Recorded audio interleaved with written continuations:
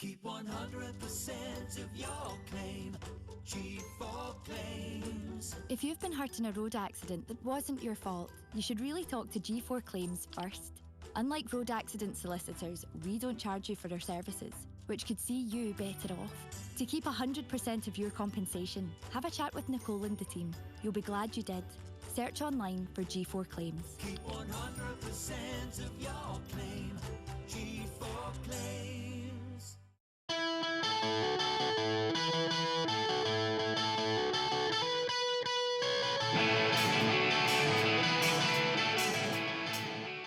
Hi and welcome to this week's episode of the DW podcast. I am joined by Stewart from the band Wrest. How you doing? Hello, I'm well. How are you? Aye, not bad. It's been a long time coming. We've been trying to get this set up for a while. I know, yeah, it's been rearrangements, but here we are. Finally made it. I think that must be the story of your life at the moment. It was like, we'll go back to the start and talk about the band, but the last couple of years has been a whirlwind, I imagine. You know, it's like, it's really kicked on, and then lockdown hit, and now it's getting back to full flow. Absolutely, yeah. I mean, since since kind of restrictions lifted and stuff, we've been non-stop. It's like the calendar's so fully booked from here on in, so it's just good that we've been able to, get a time to get it done, kind of thing. Good. I don't want to put you into this bracket, but I keep seeing you getting chucked into the whole We Were Promised Jetpacks, Frightened Rabbit, these kind of Scottish bands. There are similarities there, but I think these are amazing in your own right. So how would you describe the band?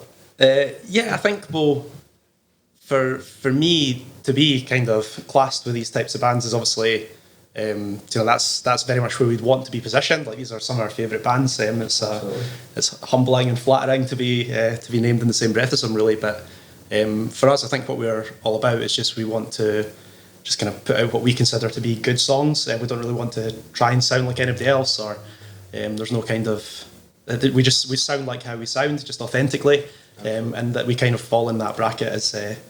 It's great, yeah, so happy with those comparisons. I'll take them all day long. I totally agree with you. Actually, not to be a bit grim about it, but I almost feel like there's a hole now for Frightened Rabbit fans as well, after sad passing, and you guys have really captured that audience, and I think what makes you really special as well, it's like that alternative rock, but it's got a kind of Celtic Scottish sound. Yes, yeah. And that, in my opinion, translates all across the world, Yeah, well, I mean, certainly, like, we pick up fans in Germany and the US and but all over the place, kind of thing, and I think that's something that works well for us. Although it's not something we don't set out to be a Scottishy band, if you know what I mean. That's not it's not really what we're aiming for. But I think because we are Scottish, and that is like, it just kind of comes through in our sound. That's how it comes across. But tell me this, right? Because you are from Edinburgh, but the other boys are from Dumfries. Well, I'm actually from Falkirk, really? And the other boys are from Dumfries, right? Really? But we met in Edinburgh, so. Okay.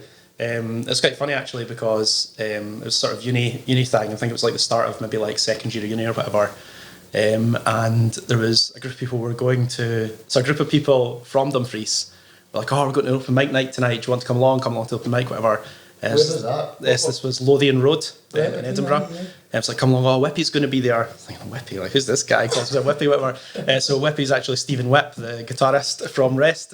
So met him basically at the open mic night. There, and then obviously kind of got in with a wee Dumfries crew, so I'm sort of honorary Dumfries anyway, really. But that's it. But yeah, we kind of met in Edinburgh. Met Steve, obviously met Craig. They were sort of like childhood friends, kind of thing. And then we laterally got Johnny involved on drums, and he is the younger brother of their other friend, kind of thing. So it's like very much I've sort of infiltrated Dumfries. I'm the outsider, absolutely. And we're actually playing Dumfries this coming weekend. That's amazing. As it happens. So yeah, I'll be the only one that's not a hometown show for. It's for them. It's like the homecoming, isn't it? That's it. Yeah. That's brilliant. Do you remember on that night at the open night? Did you play or did we both played. Oh God, I can't remember what it was. It's covers, obviously, but we both played. But it was a wee while before we kind of started playing together, and then just but I mean, that was years and years and years ago, kind of thing. It's like been a long journey from then to now. Because before we were talking, I says, like, in my opinion, I feel as if the last couple of years, like I said at the start of the podcast, has skyrocketed for you. But he says, where's this came from? You're like, it's a long journey. People don't see the hard work that's been put in behind the scenes, and also like the gigs that you played in other bands where nobody's coming along when you're younger, and that happens to all good bands, Yeah, no, absolutely. We played more than our fair share, and just even the kind of the open mic night, I mean, that progressed to sort of like, you know, we would kind of play week in, week out for months and months and months, years in fact, you know, just for the love of it really. And that's what it's always been about for us, just because we really enjoy doing it. And then obviously you kind of start trying to write songs, and then things get a wee bit carried away, and then before you know it, you're sitting in the podcast talking to you. But yes, it's just basically that's kind of how it's gone. But yeah, years and years. For all the album came out in 2019, we've been working behind the scenes for a very long time. When did it go from open mic to let's get into a studio and start rehearsing? I think that was probably, well, like I think the first gig that we did was probably like kind of late 2009. And obviously at that point it was just kind of like we're sort of starting to write songs, and you know, it's like rotten. It's like really bad at first, and you know, we played, but Did kind you do of any covers? no, I think we tried to. There was just a turning point at some stage. I can't remember whose idea it was, but someone came up with the idea that we would actually like try and be an actual band rather than just like playing covers. So that's what we did. But I think as well, it's just a kind of like constant evolution and a constant process of like, you know, working on your craft, I suppose, and kind of learning what you're doing. That kind of culminated in an album. I think as well, when we decided to record an album, like we bit off like far more than we could chew really, because just the actual process of recording an album is quite an involved thing to do, right? To write an album and to actually go and record it, it's quite a sort of meaty body of work. It took us like a number of years to actually get something that we were happy to put out. And I mean, there's so many points along the way where it maybe wouldn't have come out or we wouldn't have finished it or whatever. But yeah, I guess it was just pushing on through. Who did you do the album with again? So the album was with Mark Morrow. Mark done Indigo Velvet stuff, didn't he? That's right, yeah. That's amazing. He's done so much out of Edinburgh. Yeah, no, he's actually done loads. Like Mark's in and about everything that's come out really. He's like all over the place. But am I right to say that he's like 4 or 5 studios or something, or is it? No, so I think it's down at the depot in Granton, and he's got like Studio A that we record in with him, and I think he's just very recently expanded to a kind of second studio. But he's a really busy guy, but really like knows his stuff as well. And so we've actually recorded. So we recorded the first album with him. We've been back to record more stuff with him since, kind of thing. So how do you choose the person that you want to record with? Because I think that's a really personal thing, and like you said, there's so many bumps along the way where you think, this might not get out or this might not happen. You need to put your trust in someone, don't you? Absolutely, yeah. I think, well, I mean, we had quite a few false starts where we sort of went and kind of, and it's not to say that we recorded with people that weren't a good fit or whatever, but it's just we spent quite a lot of time recording the album, so we tried a few different places and we kind of just kept going until we found something that clicked for us really. And I suppose as well that was as much about the environment as it was like about the songs and stuff as well, and just knowing what we were doing. Like, I mean, I think we probably recorded a couple of albums worth before we actually settled on one that we thought, oh no, this is actually something that we want to put out and want to get behind. And in that time, were you playing gigs in between? Or no, so we kind of like we had played gigs up until the point where we decided to write an album, and then that sort of like sucked the life out of us for a number of years. Just like it was very much a labour of love, but yeah, just like glad to have found Mark, and I think it just kind of all the pieces clicked together. And you mentioned the other boys there, right? And they're all childhood friends, and I know who helps record this podcast, and some of the guys that I've played in bands with over the years, and if I was in the studio for that long with my childhood friends, there is no doubt that there would be arguments involved. Was that a bit of the process along the way? See, to be honest, right, there's quite a diplomatic bunch of guys. Like we were just saying this actually on the way through that we don't really have arguments. We don't really have like disagreements. I mean, obviously, like everyone has opinions and stuff, and but I think just because we've played together for so long, and you know, we're just all quite amicable guys, really, and we just kind of work things out. And really, I think it just comes down to who feels most strongly about something. But yeah, I think as well we're kind of like we have sort of similar like influences, and kind of like I just think there's certainly now we just kind of I know what Whippy's going to say before he says it, and the same vice versa, and same with Craig. And yes, I think we just gelled pretty well. So fortunately, that's good. Miraculously we managed to avoid that because it's a lot of time in each other's pockets, but we don't. It's never posed a problem. And not even that. I think music is a real. You're putting yourself out there. Like if you're writing, you're putting yourself out there on page, right? But the lyrics that you're singing about, you know, the guitar pieces, you spent so long writing them, and also they're often personal to you. Yeah, so absolutely. If someone comes round to you and says, I don't really like that bit, but you've spent 6 months perfecting that, and it's really something that's so close to your heart. It must be quite hard to... It's definitely quite hard, but I mean, I think for things like that, maybe it's just because everyone allows me the space to do what I want on that side of things. But like for me, and we do get on really well, and there's no arguments at all. But like, I think for me, it's more a case of like, I personally have to believe it if I'm going to sing it. Like I can't, there's not really scope for writing lyrics by committee, if you know what I mean. Yeah. It's not a kind of like, it's not a joint process. Would you let them chip in with a pre-chorus or a chorus, or is it like... yeah, I mean, if someone's got like a great line or whatever, then obviously we'll take it, but I just think like it's got to come from the heart. It's got to come from the heart, absolutely. Like, and ultimately for me, I think it's got to be more personal to me because I'm at the front of it, right? I'm the one that's like delivering the lines, kind of thing. So yeah, it kind of works like that, I suppose. But it is very much a team effort. Obviously, like the writing process, we all work together pretty seamlessly, and it's more just like a kind of complementary thing rather than absolutely. You know. So you would go in with here's the structure, here's the songs and the lyrics, and then they'd put the bass with the drums and add all that. Or do you write the drum pieces? Or well, no. So it's more like you suggested. So I kind of come in with like a sort of here's a song. What do you think? Like, do we like this? And then we kind of like please build it up. Yes, please say yes. Yeah. And then we just kind of like build it up round about that. But I mean, it is a collaboration as well. The only thing where there's maybe like less collaboration is the sort of lyric side. But even down to like sort of melodies and stuff, like, you know, there's contributions there from all sides. But absolutely. Maybe it's just me that's awkward there. It's because I'm coming I wouldn't say the same. Yeah. What? This is maybe a personal question, but. What inspires you to write your songs? Because I do feel that they are quite personal, you know, in the lyrics as well. Is there a certain environment or a certain way of thinking that you are when you're putting pen on paper?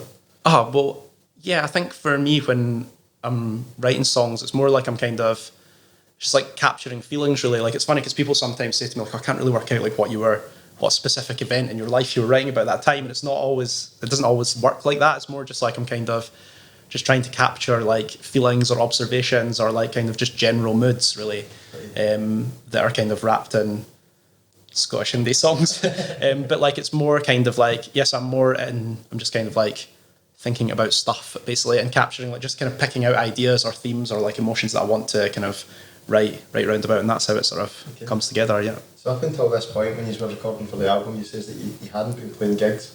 Mm-hmm. So the album's finished. Yeah. You're going to have to play gigs. Yeah. What was the thought process there? Were you nervous? Well, it's quite funny because we'd been playing gigs, so like we had singles that came out, like sort of in the kind of run up to the album launch or whatever, and you know, these were literally like our first gigs in years.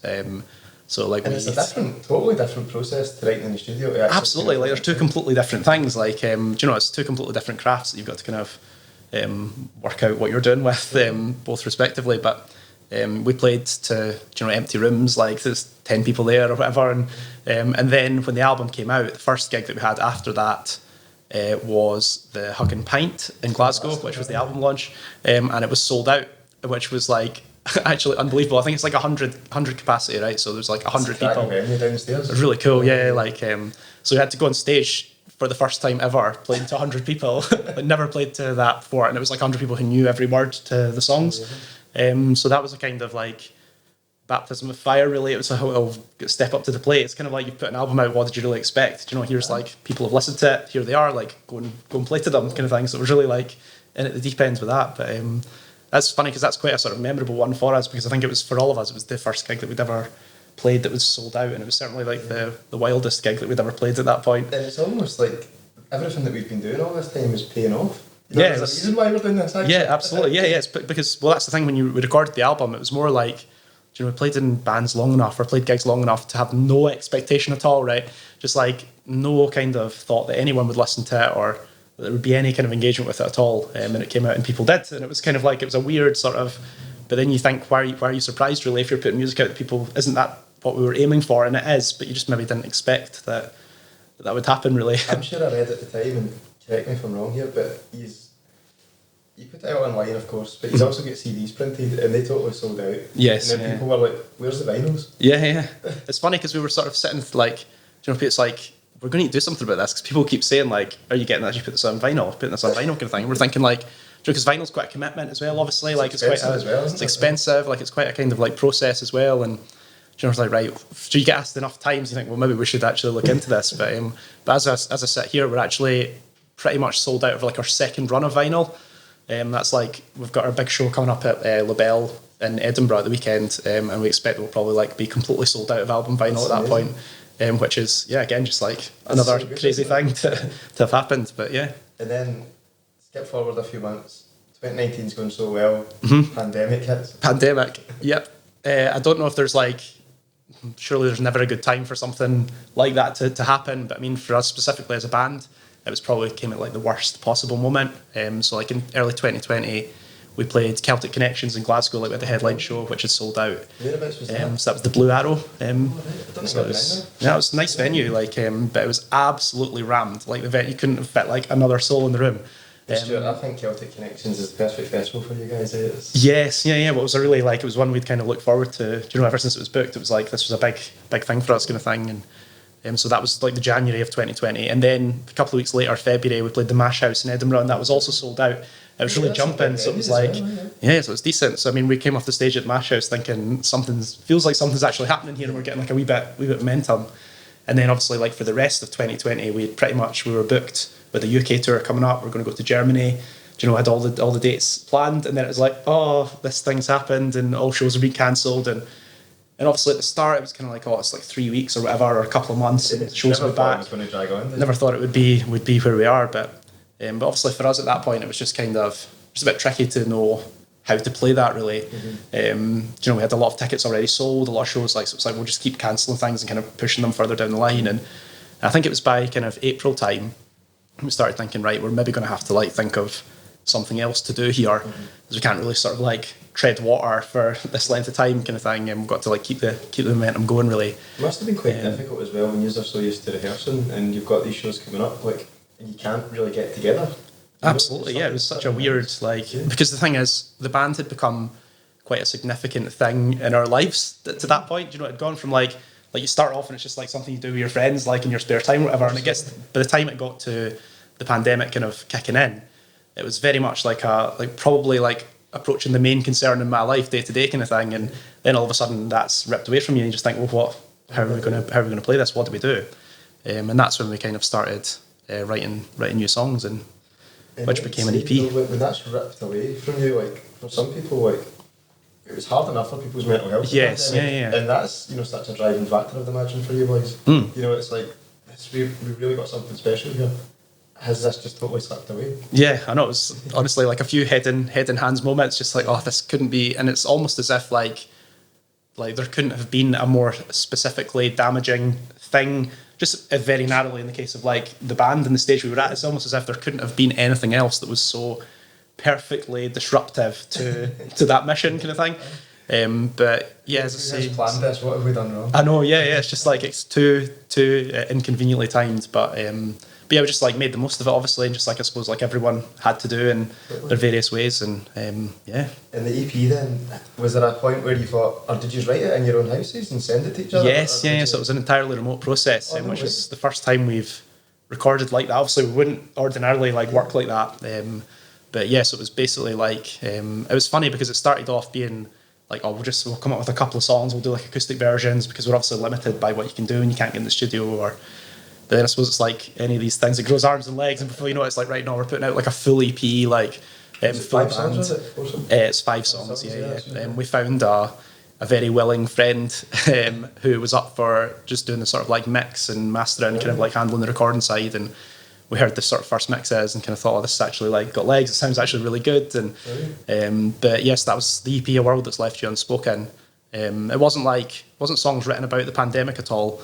It was more just kind of like songs that felt appropriate, if you know what I mean. It felt like to us that it was a kind of appropriate piece, and it was just maybe like a few scraps that we had lying around, or a few ideas that were fleshed out, plus like a couple of brand new songs. There must have been songs from that album that didn't quite make the cut, but then do you go back to the album and say, I want to use them, or do you just think, no, there's a reason they didn't make the cut? Yeah, I'm always like, I always push forward, like I would never kind of go back to a song. You know, if it didn't make the cut at the time, then it's not, because I feel as if like there's no shortage really of songs to be written. There's no like shortage of ideas to kind of be worked up, and I mean maybe there's sort of like some things from songs that didn't quite make the cut that you'll pick up later on, kind of thing, but I'm just very much like onwards and upwards and make the next one better. And it seemed like 2020, they brought out that EP, it really filled a gap. You know, it was like, we're still here, we're still doing things, Yes, we're not going away, and you know, when time comes, we'll be there. You know? Yes, I think as well there's something just quite interesting about because it was such an abrupt right turn for us into something that we hadn't planned. Like, there's something quite cool about that as well, in that these are songs that wouldn't have ever existed or seen the light of day had it not been for the events that unfolded and things. So obviously it wasn't what we wanted to be doing as a band, and it wasn't what we'd sort of chosen to be doing, but you know, there's something that's come out of that. And now when we go and play the shows, like we went on the Coward tour, eventually came round much more recently, we go and play, and those songs are, you know, people know those songs equally and like have the same. This tour that is coming out now is still essentially the album tour. Yes, it's still the album tour, which is it's crazy in a way, but because I mean, certainly the album, I mean, we wrote it even before it came out. It was written like a long time ago. So I mean, these are songs like that have been with us for like a number of years now. But to go, I mean, we've been all over the place in the UK, and everybody obviously, like, it's the album tour, so people connect with those songs, but they also know the EP, which is good as well. It seems like there's been a lot of terrible things to come out of this pandemic, but there has been some real success stories, and it seems like this is one. But also it seems like because people are stuck at home, they're wanting to hear new music. Yes, you know, they want to listen to podcasts, or I think there was a concern with people that were making TV thinking, you know, nobody's going to be, what are we going to do? You know, it's we're all going to be stuck inside, and it looks like there's people been watching series from years ago. Yes, you know, there's been a boom in all these things, and it's like when people are stuck inside, they're crying out for something to give them hope and enjoyment. Definitely, and your music's been a real support for people, I would imagine. Yeah. We look at the gigs just now that's happening just before the weekend before we're recording this. You were down in Newcastle as well. Yes, that's right. It was a sell out as well, wasn't it? Well, Newcastle had originally sold out. It was a kind of smaller room that originally sold out, and then it got upgraded to a bigger room. But I mean, that's for us. That's, you know, just the latest crazy thing to happen. I mean, Newcastle, like, I don't know anyone in Newcastle. Like, I've only been like once to Newcastle. Like, I've no business selling out anything in Newcastle really. So to go there and play, you know, it's the same across the UK tour. Like, we played Leeds, which was sold out. Again, it's the first time I've ever been in Leeds. Brighton, you know, there's people in Brighton, like, you can't go further south really. People in Brighton singing the songs back, and just to me, that will never cease to amaze. What do you put it down to? Because obviously you guys have got amazing music. Thank you. But it is also hard to get your music out there now, especially when everything's online now. There's it's, to a certain extent, for some people, they can put a song out there, you know. Yes. How do you stand apart from the crowd? I don't know. I'd love to know. Like, I mean, it's just, we are under no illusions. Like, we feel like very fortunate that people have picked up on our music and people listen to it and have connected with the songs and stuff. And we're just kind of pinching ourselves really and hoping that it doesn't, hoping it keeps going. But yeah, I mean, to be able to go and play, I mean, for me, like, we spoke about the Hug and Pint and 100 people singing, but that was the peak. That was more than I ever sort of like wanted. And now obviously here we are kind of playing all over the place, and there's people coming to see us in the first instance and actually knowing the songs. You've got another big headline in Edinburgh coming up this weekend ahead. Yes, we do. Yes, this is our biggest ever show, La Belle Angel, 600 capacity. Like, I think the biggest we've ever played to this date is like 250. So it's like. Are you nervous? Do you get nervous before shows? Nah, I don't get nervous now. Like, maybe in the first, the first shows or whatever. But I think now it's more like we're confident in what we're doing, if you know what I mean, and we're kind of like, we've played enough gigs, just like play enough gigs to know what you're about, kind of thing. And I think that's the stage that we're at. So I don't feel nervous. Like, I feel more nervous about, like, are people going to come to the gigs than the actual gig itself. Totally. So when we see that there's going to be people there, then that settles the nerves. And is it Edinburgh on Friday and Dumfries on Saturday? That's right. Yeah, double header. It's almost like this is where you've met and this is where the boys are from. Yes, it was interesting. Yeah. No, really looking forward to it. Like, it's always good, like, the kind of, doing the two shows in the weekend as well, and it properly feels like when you're travelling about together and stuff, it feels like a proper thing. But that's it. Yeah. What about Germany? Where did that come from? Yes. It's like once she announced the album or once she's done the shows, you were meant to be going to Germany to get pushed back, but it's November now. Yes, it's 10 November. shows or 11 shows? 10 shows, yeah. 10 shows across 2 weeks. So, I mean, touring wise, we've only ever done like 4 or 5 days consecutively in the UK. Yeah. So obviously going across to... You were going to fall out. This could be the time. This could be the time, exactly. Well, we've not tested it to its fullest. But, that album recording was fine. Going to Germany's another story. Yeah, that's another story. But no, we're doing like 10 shows over 2 weeks. and we're kind of all about Germany. We've actually like been lucky enough to sell out in Hamburg as well. We've got Berlin's like sitting so close. There's a few of them that are like well sold. So again, it's a pinch myself, like, but yeah, I can't wait to get across and like play to a German Wrest crowd and see what that's like, and really looking forward to it. Yeah. How did it come about then? Did you have a booking agent that set that up, or was there... Yeah, so basically just like a guy got in touch, just like to put you on in Germany, do you want to come do a few dates? And so we said, yeah, we'll do that, and he put together the tour, and then obviously it was like everything else, it became victim to the pandemic kind of thing, and then he came back, it's like, well, due to the sales, like everything's been selling pretty well, so will we do more dates kind of thing. So it got extended by like 3-4 dates. So but yeah, we're just like really excited to get across. We're getting like quite a few bookings for Germany kind of further forward into the future as well, so it looks like that's something that'll be like a kind of recurring thing for us, like Denmark, Switzerland, stuff like that as well. But it's just like obviously being able to go and do it is the only thing now. But there's something about the German music scene that it's just, they really take to Scottish bands, but they also seem to, they've got such a passion, you know. I've been at a couple of gigs in Germany and lucky enough to play 1 or 2 there, and it seems like there's no pretentiousness with this crowd. You know, everyone's there for a good time, no one's judging you. Excellent. I think you guys will go down an absolute storm, and Hamburg sounds like it's going to be so special. Yeah, I just can't wait to get across, really. I've never played a gig like, it's only recently we played a gig outside of Scotland for the first time in England. So yeah, to go across to Germany and play, it's just... How are you getting about? Are you driving everywhere? Yeah, so I think we'll be driving, it'll be a van for a couple of weeks, but it'll be a good experience anyway, like really looking forward to it, yeah. What's happening with music-wise? Because you said earlier on there's some new music coming as well. Yes, well, there's some new songs. Obviously, as the pandemic dragged on, there was like more time to write more new music kind of thing beyond the EP. So, so we brought out like our single "Second Wind," which kind of came out sort of like a couple of months ago, and then our new single "Medicine" that's just come out at the turn of the week there. Yeah, so. Good. And hopefully, like a few more watch this space. can't divulge anymore. That's brilliant, Stuart. It's been an absolute pleasure. I'm so buzzing for you, so excited as well. And thanks very much. I think the future's very bright for Wrest. Hope so, yeah. Thank you. Brilliant, thanks for having us. Listen, thanks very much to everyone who has listened or watched this podcast. Please go and check out Wrest. I'll put the socials in the bio, and if you like this, please like and subscribe. Cheers.